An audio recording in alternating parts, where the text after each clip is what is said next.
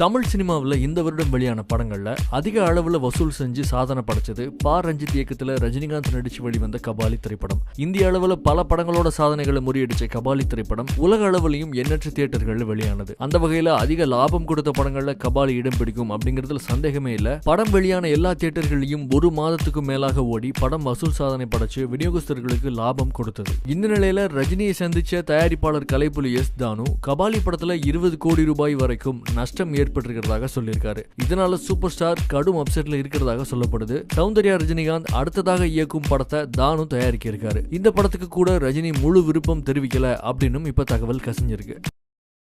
பைல்வான் அண்ணே, முதல்ல உங்களுக்கு தான் பதில் சொல்லணும்.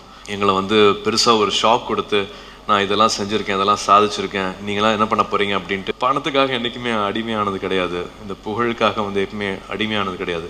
சினிமா பிடிக்கல அப்படின்ட்டு திரும்பி அதை விட்டுட்டு நான் என்னுடைய மகன் கல்யாணத்தை இன்விடேஷன் கொண்டு கொடுத்தேன்.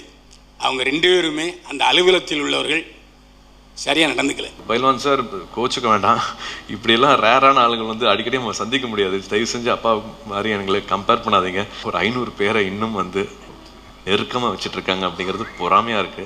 எந்த காரணத்தை முன்னிட்டும் இன்னைக்கு நான் பதிவு பண்ணுறேன், மீடியாவை பகைத்த எந்த கலைஞரும் அடுத்த கட்டத்துக்கு போனதே இல்லை.